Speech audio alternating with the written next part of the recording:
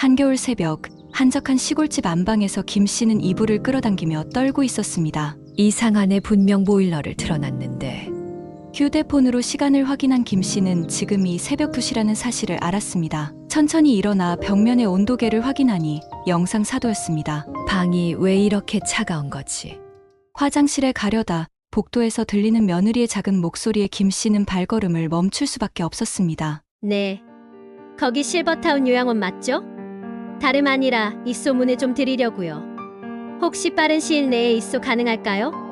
덜컥 심장이 내려앉은 김 씨는 숨을 죽이며 문틈으로 귀를 기울였습니다. 네, 시어머님인데요.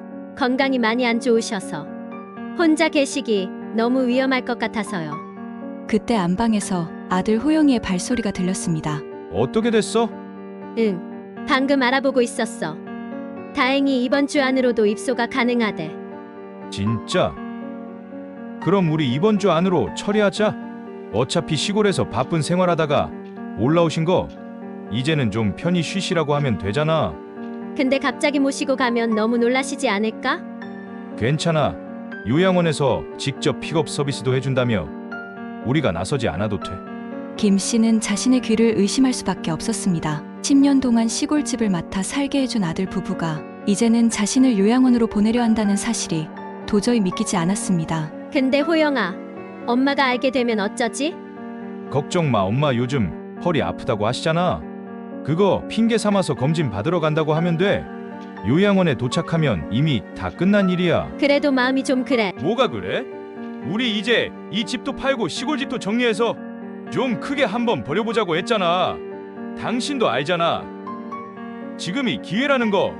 김 씨는 가슴이 철렁 내려앉았습니다. 자신을 요양원으로 보내려는 것이 단순히 건강 때문이 아니었던 것입니다. 재산을 노리고 이런 끔찍한 계획을 세웠다는 사실에 온몸이 떨렸습니다. 방으로 돌아온 김 씨는 한동안 멍하니 앉아 있었습니다. 창밖으로 매서운 겨울바람 소리가 들려왔고 방 안의 기온은 점점 더 떨어지고 있었습니다. 하지만 지금 김 씨의 마음은 그 어느 겨울보다 더 차갑게 식어가고 있었습니다. 방으로 돌아온 김 씨는 한동안 멍하니 앉아 있었습니다. 머릿속이 하얘져서 아무 생각도 나지 않았습니다. 창밖으로 매서운 겨울바람 소리가 들려왔고 김 씨의 손끝은 차가워졌지만 그것도 느끼지 못했습니다. 내가 뭘 그리 잘못했다고. 떨리는 목소리로 중얼거리던 김 씨는 갑자기 북받치는 감정에 이불 속으로 파고들었습니다. 소리내어 울 수도 없었습니다. 아들 부부에게 들킬까봐 이불로 입을 틀어막은 채 흐느끼기만 했습니다. 10년 전 아들이 결혼할 때가 떠올랐습니다. 신혼부부가 전세금이 없어 걱정하는 것을 보고 자신의 집을 선뜻 내어준 날이 생각났습니다. 그때 아들은 얼마나 좋아했었는지 며느리도 시어머니의 결정에 감동했다며 연신 고맙다고 했었는데 이게 다 꿈이었으면, 제발 이게 다 꿈이었으면 좋겠다. 하지만 방 안의 차가운 공기가 이것이 현실임을 계속해서 일깨워주었습니다. 보일러를 일부러 꺼두었다는 며느리의 말도 떠올랐습니다. 자신을 괴롭혀서 요양원으로 보내려는 계획이 분명했습니다. 왜 이렇게 됐을까? 내가 뭘 잘못했지? 김 씨는 이불 속에서 지난 시간들을 돌이켜보았습니다. 시골에서 평화롭게 살다가 병원 치료 때문에 올라온 게 잘못이었을까요? 아니면 처음부터 이런 계획이 있었던 걸까요? 창밖으로 달빛이 희미하게 비치고 있었습니다. 김 씨는 천천히 이불 밖으로 고개를 내밀었습니다. 눈물로 젖은 얼굴을 손등으로 닦았습니다. 멍하니 창밖을 바라보다가 문득 깨달았습니다. 이대로 당할 순 없어. 떨리는 손으로 휴대폰을 꺼내 딸 세은이의 번호를 찾았습니다. 하지만 이내 전화를 걸지 못하고 멈칫했습니다. 미국에 있는 딸에게 이런 끔찍한 소식을 전해야 한다는 게 너무 괴로웠습니다. 아직은 아니야. 김 씨는 천천히 일어나 방문을 잠갔습니다. 내일이면 모든 게 달라질 것 같은 예감이 들었습니다. 이제는 자신을 지켜야 했습니다. 한밤중에 들은 대화는 김 씨의 삶을 완전히 바꿔놓을 것 같았습니다. 창밖으로 매서운 겨울바람이 계속해서 휘몰아치고 있었습니다. 그 차가운 바람처럼 김 씨의 마음속에도 차갑고 서늘한 결심이 자리 잡기 시작했습니다. 도대체 무슨 일인가요? 분명 보일러를 틀고 따뜻한 방에서 잠을 청한 어머니가 새벽 2시에 추위에 떨며 일어나는데요. 우연히 들은 전화에서 며느리가 자신을 요양원으로 보내려고 한다는 사실을 알게 되었습니다. 어머니는 이렇게 속수무책으로 요양원에 들어가야 할까요? 며느리의 계획대로 강제 입원 당한다면 어머니는 어떻게 될지 바로 한번 들어보겠습니다. 김 씨는 그날 밤 끝내 잠들지 못했습니다. 창밖이 희붐하게 밝아올 때까지 자신이 어떻게 여기까지 오게 됐는지 생각에 잠겼습니다. 10년 전 아들 호영이가 결혼한다고 했을 때가 떠올랐습니다. 직장도 겨우 잡은 신입사원이었고 며느리도 별다른 수입이 없는 평범한 회사원이었습니다. 신혼집을 구하는 것부터 큰 난관이었죠. 엄마, 전세금을 좀 빌려주시면 안 될까요? 그때 호영이가 부끄러워하며 했던 말이 생생했습니다. 아들은 결혼식 비용도 빠듯한데 전세금까지 마련하기는 어렵다며 나중에 꼭 갚겠다고 했습니다. 아들, 돈 빌려달라고 하지 말고 우리 집에서 같이 살면 어떻겠니? 김 씨는 그때 자신이 했던 제안을 떠올렸습니다. 신혼부부가 시부모와 같이 사는 게 쉽지 않다는 걸 알면서도 아들을 위해서라면 그 정도 배려는 할 수 있다고 생각했습니다. 정말요? 어머니 감사합니다. 며느리가 눈물을 글썽이며 고마워했던 모습이 떠올랐습니다. 당시 며느리는 얼마나 착해 보였는지 모릅니다. 시어머니와 함께 산다는 게 부담스러웠을 텐데도 감사하다며 김 씨의 손을 꼭 잡아주었습니다. 그렇게 3년을 함께 살았습니다. 처음에는 정말 행복했습니다. 아침마다 함께 밥을 먹고 저녁이면 도란도란 이야기를 나누며 보냈습니다. 김 씨는 아들 내외가 돈 걱정 없이 미래를 준비할 수 있도록 살뜰히 챙겼습니다. 그러다 7년 전 김 씨는 큰 결심을 하게 됩니다. 호영아, 엄마가 시골에 좀 내려가 있으려고 해. 시골에 있는 친정집으로 내려가겠다고 했을 때 아들 내외는 만류했습니다. 하지만 김 씨의 마음은 확고했습니다. 신혼 3년이면 충분히 자리 잡았을 테고 이제는 아들 내외가 완전한 독립을 할 때라고 생각했기 때문입니다. 그래도 이 집은 비워두지 말고 너희가 살아라. 엄마는 시골에서 텃밭이나 가꾸면서 지낼게. 그때 김 씨의 마음은 진심이었습니다. 아들 내외가 전세금 걱정 없이 살면서 돈을 모았으면 했고 자신은 시골에서 여유로운 노후를 보내고 싶었습니다. 시골에서의 생활은 생각보다 평화로웠습니다. 김 씨는 매일 텃밭을 가꾸고 이웃들과 이야기를 나누며 소소한 행복을 느꼈습니다. 서울에 있는 아들 내외도 한 달에 한두 번은 꼭 찾아왔습니다. 특히 5년 전 첫 손주가 태어났을 때의 기쁨은 이루 말할 수 없었습니다. 어머니, 우리 준이 보러 자주 내려오세요. 애가 할머니 얼굴도 모르면 안 되잖아요. 며느리의 말대로 김 씨는 손주 준이가 태어난 후 서울과 시골을 자주 오갔습니다. 준이가 처음 걸음마를 뗐을 때도 첫 호를 맞이했을 때도 김 씨는 그 자리에 있었습니다. 할머니, 나 여기서 살래. 3살이 된 준이는 시골 할머니 집이 너무 좋았나 봅니다. 방학이면 며칠씩 맡겨두고 가곤 했는데 돌아갈 때마다 울면서 떨어지지 않으려 했습니다. 할머니가 농사지은 토마토가 최고야. 준이는 할머니가 텃밭에서 직접 기른 채소들을 특히 좋아했습니다. 김 씨는 손주를 위해 농약 한 번 치지 않고 정성스레 키웠습니다. 준이가 오면 텃밭에서 방금 딴 방울토마토를 먹이는 게 가장 큰 즐거움이었습니다. 할머니, 이거 서울 가서도 먹을 수 있게 많이 싸줘. 떠날 때마다 준이는 토마토를 한가득 싸달라고 졸랐습니다. 김 씨는 그럴 때마다 손주의 고사리 같은 손에 토마토를 한 움큼 더 쥐어주곤 했죠. 3년 전에는 둘째 손주 미니도 태어났습니다. 첫째 때만큼 자주 보진 못했지만 아들 내외가 명절이나 휴가 때 내려올 때면 얼마나 기뻤는지 모릅니다. 어머니, 저희가 이제 아이들도 있고 해서 좀 넓은 집을 알아보려고요.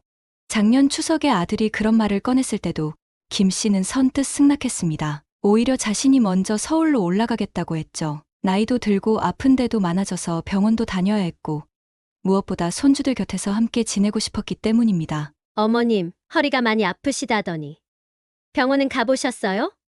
시골에서 텃밭을 가꾸다 삐끗한 허리가 좀처럼 나아지지 않았습니다. 명절에 내려온 며느리가 걱정스러운 듯 물었습니다. 괜찮아. 시골 의원에서 파스 붙이고 주사 맞으면 되지.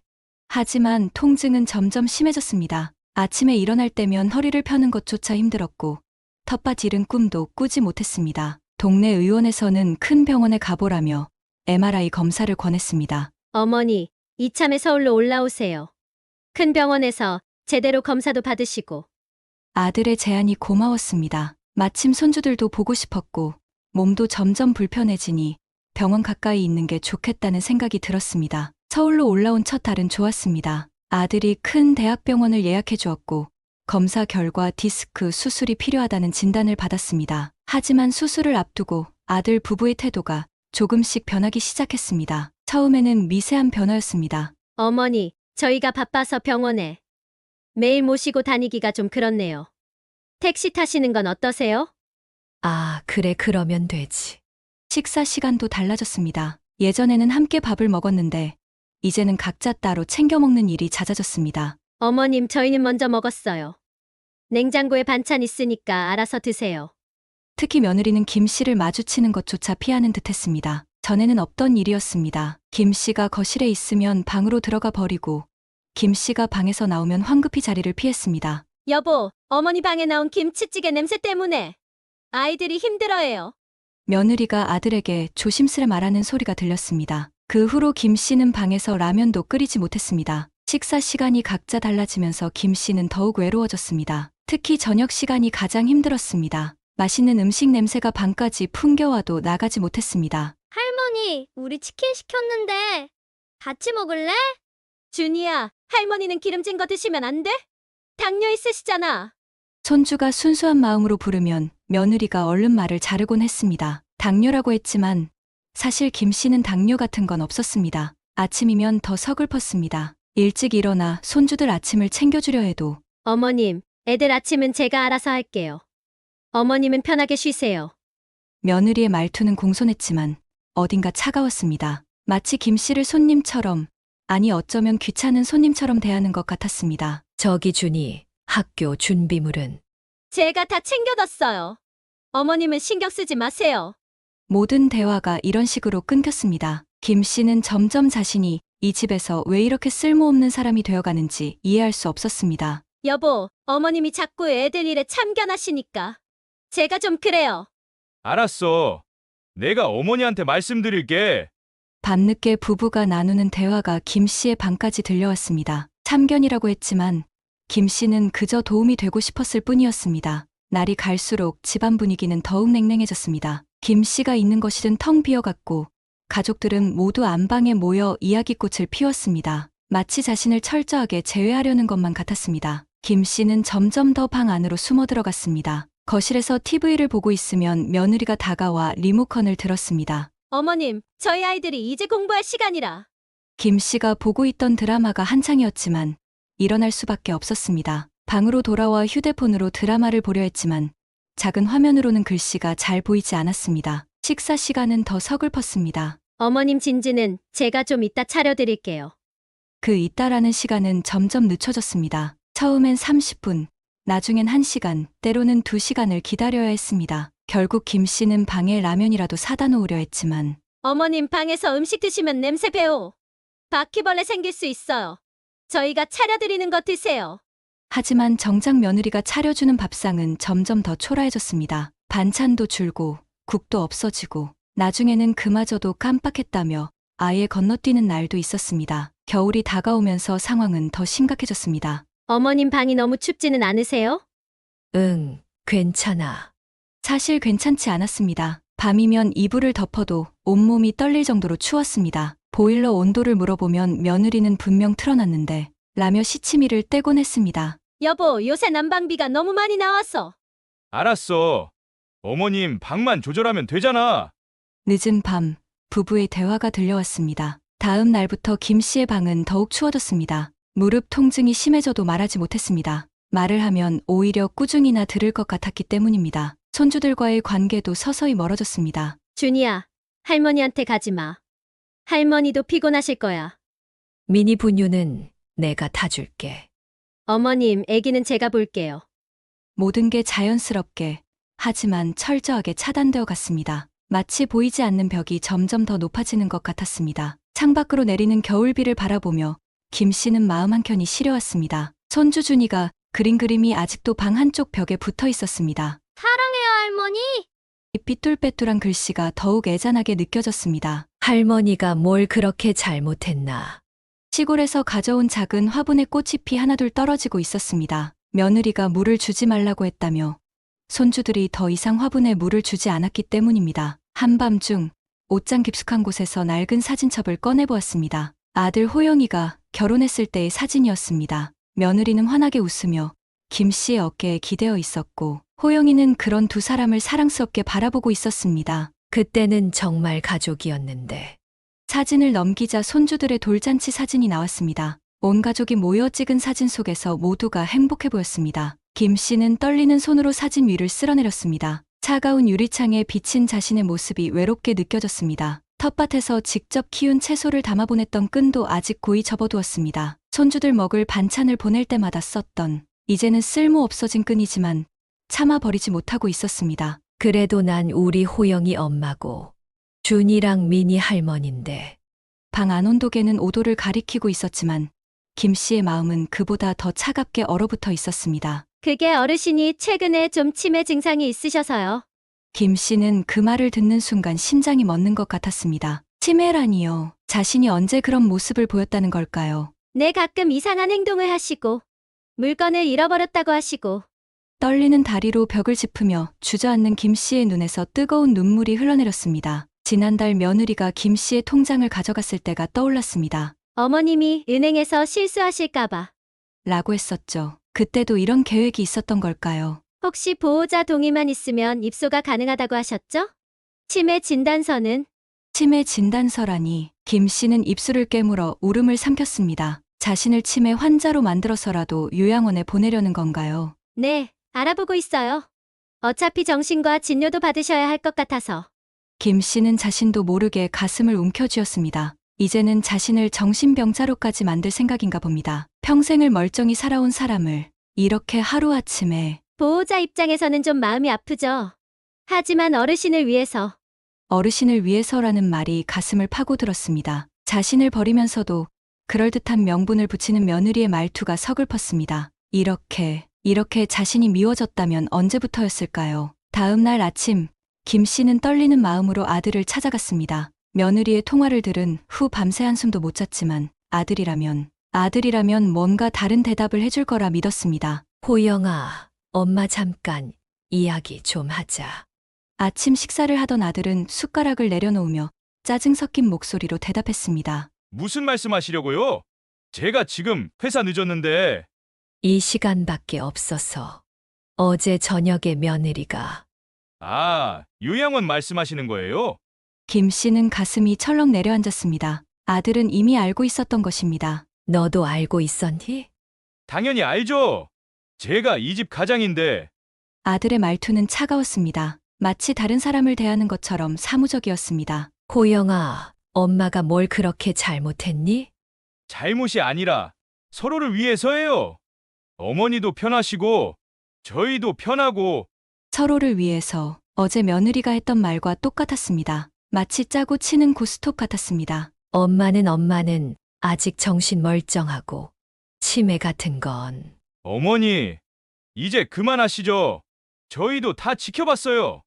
물건 놓은 자리도 모르시고 가스불도 켜놓고 다니시고. 아니야. 그런 적 없어. 보세요, 지금도 화를 내시잖아요. 요즘 폭력적인 성향도 보이시고. 김 씨는 자신의 귀를 의심했습니다. 아들은 거짓말을 하고 있었습니다. 한 번도 그런 적이 없었는데 이제는 자신을 폭력적이라고까지 몰아가고 있었습니다. 호영아, 내가 어떻게. 말을 잇지 못하고 흐느끼는 김 씨를 아들은 차갑게 바라보았습니다. 어머니, 방에 들어가 계세요. 저희가 다 알아서 할게요. 아들이 김 씨의 어깨를 잡아 방으로 밀어넣었습니다. 문이 닫히는 소리가 들렸고 이어서 잠금 장치가 돌아가는 소리가 들렸습니다. 방 안에 갇혀 문을 바라보는 김 씨의 눈에서 뜨거운 눈물이 흘러내렸습니다. 저 문 너머에 있는 사람이 정말 자신의 아들이 맞나요? 그 작은 몸으로 학교 다닐 때 아침이면 꼭 엄마 품에 안겨 투정 부리던 아이가 맞나요? 중학교 입학하던 날 새 교복을 입고 거울 앞에서 멋부리던 모습이 떠올랐습니다. 고등학교 시험 망쳤다고 울며 돌아와 엄마 무릎을 베고 잠들던 날도 생각났습니다. 대학 합격 소식에 제일 먼저 엄마에게 달려와 안기던 순간도 그 아이가 지금은 자신을 방에 가두고 있었습니다. 치매 환자 취급하고 폭력적이라 몰아세우고 이제는 정말 남이 되어버린 걸까요? 창밖으로 보이는 하늘은 여전히 맑았습니다. 수십 년 전 베네 저고리를 꿰매며 아들의 앞날이 이 하늘처럼 맑길 바랐던 그 마음은 어디로 갔을까요? 젖병 하나 제대로 못 씻는다고 투덜거리면서도 아들 녹여 먹일 분유값이라도 벌어야 한다며 밤늦게까지 일하던 그때가 그립습니다. 이불 한켠에는 아들이 군대 가기 전 찍은 사진이 있었습니다. 하필 그 사진이 눈에 들어오니 가슴이 더 미어집니다. 면회 갈 때마다 아들이 좋아하는 반찬을 가득 담아가느라 새벽부터 부엌에 서 있던 기억이 났습니다. 고작 20년 전의 일인데 마치 다른 세상 이야기 같습니다. 방 안의 공기는 점점 차가워졌지만 김 씨의 눈에서 흐르는 눈물은 뜨거웠습니다. 세상 그 누구보다 소중했던 아들에게 이제는 월 150만 원짜리 요양원 거주자로 전락해버린 자신이 서글펐습니다. 매일 같은 시간 아들 내외는 저녁을 먹기 위해 김 씨의 방문을 열어주었습니다. 오늘도 어김없이 문이 열렸지만 김 씨는 평소와 달리 밥을 먹으러 나가지 않았습니다. 어머님, 저녁 드세요. 괜찮아. 오늘은 속이 좀 안 좋네. 며느리는 더 이상 신경 쓰지 않았습니다. 오히려 반가운 듯 문을 닫고 돌아갔죠. 김 씨는 그제야 조심스레 이불 속에서 준비해둔 가방을 꺼냈습니다. 밤새 챙긴 작은 가방에는 몇 벌의 옷과 통장, 약간의 현금이 전부였습니다. 거실에서는 식사하는 소리와 함께 TV 소리가 들려왔습니다. 김 씨는 조용히 현관으로 향했습니다. 구두를 신으면 소리가 날 것 같아 슬리퍼를 신었습니다. 현관문을 여는 순간 심장이 터질 것 같았습니다. 문이 삐걱 소리를 냈지만 다행히 TV 소리에 묻혔습니다. 김 씨는 재빨리 밖으로 나와 엘리베이터를 눌렀습니다. 제발. 엘리베이터가 오기까지의 몇 초가 몇 시간처럼 느껴졌습니다. 혹시라도 아들 내외가 쫓아올까봐 초조한 마음에 계단으로 뛰어내려갈까도 생각했지만 무릎이 좋지 않은 김 씨에겐 불가능한 일이었습니다. 마침내 도착한 엘리베이터에 올라타자마자 김 씨는 닫힌 버튼을 연신 눌렀습니다. 1층에 도착할 때까지도 가슴이 쿵쾅거렸습니다. 아파트 밖으로 나오자 찬바람이 얼굴을 때렸습니다. 어디로 가야 할지, 어떻게 해야 할지 막막했지만 지금은 이곳을 벗어나는 것만이 중요했습니다. 택시를 잡아 타고 가장 먼저 떠오른 곳은 시청 근처였습니다. 그곳에 있는 작은 모텔이라도 하나 잡아야겠다고 생각했습니다. 하지만 택시 기사님의 한마디가 김 씨의 마음을 바꿔놓았습니다. 할머니, 이 주변에 깨끗한 비즈니스 호텔이 있는데 그쪽으로 모실까요? 모텔보다 안전하실 것 같은데. 김 씨는 잠시 고민하다 고개를 끄덕였습니다. 지금은 안전한 곳이 필요했습니다. 아들 내외가 찾아올지도 모르는 일이었으니까요. 낯선 호텔방의 침대에 앉아 김 씨는 한참을 망설였습니다. 지금이 미국은 몇 시일까? 세은이가 깨어있을까? 이런저런 걱정에 전화기만 만지작거리다가 결국 딸의 번호를 눌렀습니다. 여보세요? 엄마. 세은아. 딸의 목소리를 듣는 순간 북받치는 감정에 더는 말을 잇지 못했습니다. 엄마. 왜 그러세요? 무슨 일 있어요? 아니, 그냥 내 목소리가 듣고 싶어서. 하지만 세은이는 바로 알아챘습니다. 언제나 그랬듯이 딸은 엄마의 떨리는 목소리에서 무언가를 직감한 것 같았습니다. 엄마 울어요? 어디에요? 집 아니시죠? 김 씨는 그제야 참았던 울음을 터뜨리고 말았습니다. 오늘 있었던 일을 하나하나 이야기하는 동안 딸은 한마디도 끊지 않고 묵묵히 들어주었습니다. 엄마, 제가 지금 바로 비행기 표 예매할게요. 내일 새벽 비행기로 갈 수 있을 것 같아요. 안 돼, 너까지 일 다 놔두고. 엄마, 사랑해요. 내 하나뿐인 엄마 일인데 내가 어떻게 가만히 있어요. 이미 예매 중이니까 나 조금만 기다려요. 세은이의 목소리에는 단호함이 묻어 있었습니다. 수화기 너머로 어딘가 전화를 하는 소리가 들렸습니다. 급행 비행기 표를 예매하는 소리겠지요. 그 소리가 마치 구원의 소리처럼 들렸습니다. 엄마가 미안해, 세은아. 엄마가 왜 미안해요? 제가 미안하죠. 진짜 이런 일이 있을 거란 걸 알았어야 했는데 동생 며느리라고 예뻐해 줬더니 진짜 너무 화나요, 엄마. 전화를 끊고 나서도 김 씨는 한참을 핸드폰을 붙잡고 있었습니다. 이제야 자신은 혼자가 아니란 걸 실감했습니다. 창밖으로 보이는 밤하늘의 별들이 오늘따라 유난히 반짝여 보였습니다. 인천공항에 도착한 세은은 곧장 호텔로 향했습니다. 변호사인 딸의 눈에는 이미 모든 것이 범죄의 증거로 보였습니다. 어머니를 강제로 가두려 한 불법 감금 미수, 재산을 노린 사기 시도, 강제 입원을 위한 위계. 엄마, 제가 오늘 여러 군데 다녀와야 할 것 같아요. 엄마는 여기서 좀 더 쉬고 계세요. 김 씨는 세은이가 무엇을 하려는지 짐작조차 할 수 없었습니다. 하루 종일 세은은 바쁘게 움직였습니다. 가장 먼저 찾아간 곳은 시청이었습니다. 어머니 명의의 재산 관련 서류를 모두 발급받았습니다. 그리고 은행으로 향했습니다. 어머니 통장 거래 내역을 전부 조회해 주세요. 위임장 여기 있습니다. 은행 직원이 건넨 서류를 보는 세은의 눈이 차갑게 빛났습니다. 지난 6개월간 어머니의 통장에서 빠져나간 돈의 행방이 모두 드러났습니다. 역시 이런 짓을 했네. 오후가 되자 세은은 어머니가 다니던 병원으로 향했습니다. 의료 기록을 모두 확인했습니다. 어머니의 건강 상태는 멀쩡했습니다. 치매는커녕 나이 대비 인지 능력이 매우 양호하다는 소견까지 있었습니다. 마지막으로 요양원을 찾았습니다. 며느리가 상담했던 내용을 모두 확보했습니다. 치매 환자로 허위 신고하려 했다는 정황이 고스란히 담겨 있었습니다. 완벽해. 세은의 손에는 이제 아들 부부를 철저하게 궁지로 몰아넣을 증거들이 쌓여 있었습니다. 하지만 세은은 법원으로 향하지 않았습니다. 아직 이걸로는 부족해. 대신 세은이 향한 곳은 대형 로펌이었습니다. 자신이 일하고 있는 미국 로펌의 한국 지사였죠. 이 정도 증거면 충분하지 않나요? 동료 변호사의 말에 세은은 고개를 저었습니다. 아니요, 법적 처벌만으로는 성이 안 차요.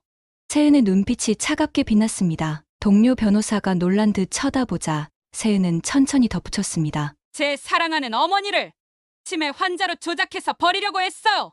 보일러도 끄고 밥도 굶기고 제가 미국에 있는 동안 얼마나 많은 고통을 겪으셨을지 생각하면 세은이는 도저히 화를 억누를 수 없었는지 주먹으로 책상을 내리쳤습니다. 단순히 법의 심판으로 끝내기엔 그들의 죄가 너무 크죠. 제 동생이라고요. 이제 그런 동생은 없어요. 어머니의 눈물 한 방울의 값을 제가 직접 치르게 해줘야겠어요. 어머니가 겪으신 그 고통, 그 절망, 그들도 한번 맛보게 해줘야겠어요. 제가 제 손으로 직접. 책상 위 서류를 정리하며 세은의 입가에 차가운 미소가 번졌습니다. 미국에서 수많은 대형 소송을 이끌어온 실력자의 눈빛이었습니다. 먹구름이 몰려오는 저녁, 세은은 그동안 어머니가 살았던 아파트 앞에 섰습니다. 손에는 그동안 수집한 증거 서류가 들려 있었습니다. 15층에 있는 집에 불빛이 보였습니다. 아마도 평소처럼 저녁을 먹고 있겠죠. 어머니가 없는 걸 아직도 모르는 걸까요? 아니면 알면서도 모른 척하고 있는 걸까요? 세은은 휴대폰을 꺼내 동생에게 전화를 걸었습니다. 누나, 호영아, 오랜만이네. 침착하게 들리는 목소리였지만 세은의 눈빛은 날카로웠습니다. 지금 집이야? 누나가 급하게 한국에 왔거든. 좀 들러도 될까? 누나가 한국에? 동생의 목소리가 흔들렸습니다. 불안함이 묻어나는 목소리였죠. 응, 지금 너희 아파트 앞이야. 올라가도 되지? 잠시 침묵이 이어졌습니다. 아마도 며느리와 눈빛을 교환하고 있겠죠. 무슨 말을 해야 할지 몰라 당황했을 테니까요. 어머니는 어머니? 왜? 무슨 일 있어? 세은의 목소리에는 의도적인 순진함이 묻어 있었습니다. 마치 아무것도 모르는 것처럼 말이죠. 아니 올라와. 엘리베이터를 타고 15층으로 향하는 동안 세은은 서류 가방을 꽉 쥐었습니다. 그동안 어머니가 겪으신 모든 고통의 대가를 돌려줄 차례였습니다. 열려있는 현관문을 거세게 열며 세은은 서류 가방에서 꺼낸 서류 뭉치를 며느리의 얼굴을 향해 내던졌습니다. 하얀 종이들이 공중에서 흩날리며 바닥에 떨어졌습니다. 앉아서 얘기는 무슨? 서서 해도 충분하겠네. 세은의 날카로운 목소리에 호영이와 며느리는 움찔했습니다. 이게 뭔지 알아? 너희가 어머니를 치매 환자로 조작하려고 요양원에 문의한 증거야. 통화 내역, 녹취록 전부. 언니 그게 입 다물어. 세은의 고함에 며느리는 주저앉고 말았습니다. 정상적인 의사 소견서로는 안 된다고 판단했나 봐? 그래서 치매 진단서를 위조하려고 했던 거야? 불법 감금에 재산 사기에 내가 이런 걸 전부 밝히면 너희 둘 다 교도소 직행이야. 호영이가 무릎을 꿇으며 말을 하려 했지만 내가 어떻게 우리 어머니를 보일러를 껐다고 밥도 제대로 안 챙겨드렸다고 방에 가둬놓고 마치 범죄자처럼. 세은의 목소리가 떨려왔습니다. 분노로 인해 전신이 부들부들 떨리는 게 보였습니다. 이게 다 돈 때문이었어? 시골 땅이랑 이 집? 그래서 우리 어머니를 평생 너희를 위해 사신 어머니를 요양원에 버리려고 했어? 땅 문서와 통장 거래 내역이 담긴 서류를 하나씩 바닥에 내던지며 세은이 외쳤습니다. 모든 증거가 여기 다 있어. 너희가 얼마나 치밀하게 계획했는지. 어머니를 정신병자로 만들어서 재산을 차지하려고 한 거 전부 다. 방 안에는 공포스러운 정적만이 흘렀습니다. 내가 너희를 절대 가만두지 않을 거야. 너희에게 두 가지 선택권을 주지. 세은의 차가운 목소리가 마치 얼음 조각처럼 날카롭게 울렸습니다. 첫 번째, 지금 당장 경찰에 신고해서 니네 둘이 손 꼭 잡고 감옥 가. 불법 감금 미수의 사기 미수, 위계에 의한 강제 입원 시도까지 하면 니네가 방에 가둔 내 어머니 나이가 되어도 너넨 그 새 창살 문 못 열고 나올 거다. 바닥에 무릎 꿇은 채 고개를 숙이고 있던 호영이가 고개를 들었습니다. 두 번째는 너네 둘이 당장 이혼해. 그리고 호영이 니는 나랑 미국으로 간다. 미국이요? 입 다물고 들어. 우리 로펌 화장실 청소부로 20년 살아. 화장실 청소에 쓰레기통 비우기, 주차장 쓸기. 인간 취급도 못 받을 거야. 왜? 두려워?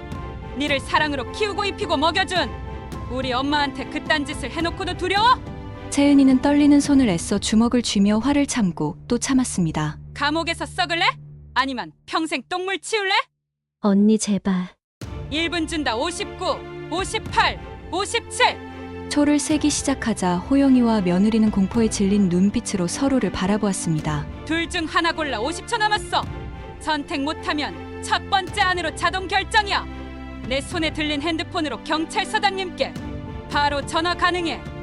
저 이혼하겠습니다. 며느리가 덜덜 떨리는 목소리로 말했습니다. 너는 왜 대답이 없어? 미국 가겠습니다. 가증스러운 자식. 꼴에 감옥은 가기 싫다는 거네. 어머니께 했던 짓을 생각하면 이 정도도 과분한 줄 알아. 짐 싸. 채은의 단호한 명령에 호영이와 며느리는 멍하니 서 있었습니다. 안 들려? 당장 짐 싸라고. 30분 줄 테니까 그 안에 나가. 전 전부 다요? 웃기지 마. 이 집의 모든 것은 우리 어머니 거야. 너희가 가져갈 수 있는 건 입고 있는 옷이랑 몇 벌뿐이야. 며느리가 무언가 말하려 하자 세은이 차갑게 말을 잘랐습니다. 시계 보니까 벌써 5분 지났네. 25분 남았어. 호영이와 며느리는 허둥지둥 안방으로 향했습니다. 옷장을 열고 가방을 꺼내는 소리, 서랍을 여닫는 소리가 들렸습니다. 참고로 말하는데 이 집에 있는 가전제품이나 가구 중에 내 돈으로 산 거 있어? 있다면 영수증 보여줘. 그건 가져가도 좋아. 아무도 대답하지 못했습니다. 모든 것이 어머니의 돈으로 장만한 것들이었기 때문입니다. 시계 보니까 15분 남았네. 못 챙기면 그대로 나가야 해. 허둥지둥 짐을 싸던 며느리가 갑자기 울음을 터뜨렸습니다. 울 시간에 짐이나 싸. 우리 어머니가 얼마나 우셨는지 알아? 보일러도 끊고 밥도 안 주고. 그때는 그렇게 잘났더니. 결국 30분이 되기 전에 호영이와 며느리는 작은 가방 하나씩을 든 채 현관에 섰습니다. 키 내놔. 떨리는 손으로 호영이가 집 키를 내밀었습니다. 이제 나가. 그리고 너 내가 연락할 때까지 아무것도 하지 마. 전화 2번 울리기 전에 안 받으면 감옥 가고 싶다는 거로 받아들일 거니까. 도망칠 거면 치던가. 문이 닫히는 순간 엘리베이터로 향하는 두 사람의 발걸음 소리가 복도에 울렸습니다. 15년을 살았던 집에서 쫓겨나는 순간이었습니다. 엄마, 이제 집으로 가요. 채은은 호텔에서 기다리던 어머니를 데리고 나왔습니다. 차가운 겨울바람이 불었지만 오늘따라 그 바람도 따뜻하게 느껴졌습니다. 채은아, 괜찮은 거니? 엄마, 우리 먼저 밥부터 먹으러 갈까요? 엄마 좋아하시는 설렁탕집으로요. 채은의 목소리는 아까와는 전혀 달랐습니다. 마치 어린 시절로 돌아간 것처럼 제잘제잘 이야기하는 모습에 김 씨는 눈시울이 붉어졌습니다. 엄마, 국물 뜨거우니 시켜서 드세요. 제가 불었다 드릴게요. 채은아, 그리고 이 깍두기도 엄마가 제일 좋아하시는 거죠? 채은은 마치 어릴 적처럼 숟가락으로 국물을 불어가며 어머니를 살폈습니다. 엄마의 밥그릇이 비는 것을 보면서 안도의 한숨을 내쉬었죠. 우리 엄마 이제 맛있는 거 많이 먹어야 해요. 제가 요즘 한국 음식이 너무 그리웠거든요. 엄마랑 같이 먹으려고 참았어요. 김 씨는 딸의 제잘거림을 들으며 눈물을 훔쳤습니다. 얼마 전까지 차가운 방에서 떨며 지내던 게 마치 악몽 같았습니다. 울지 마세요, 엄마. 이제 제가 엄마 곁에서 지켜드릴 거예요.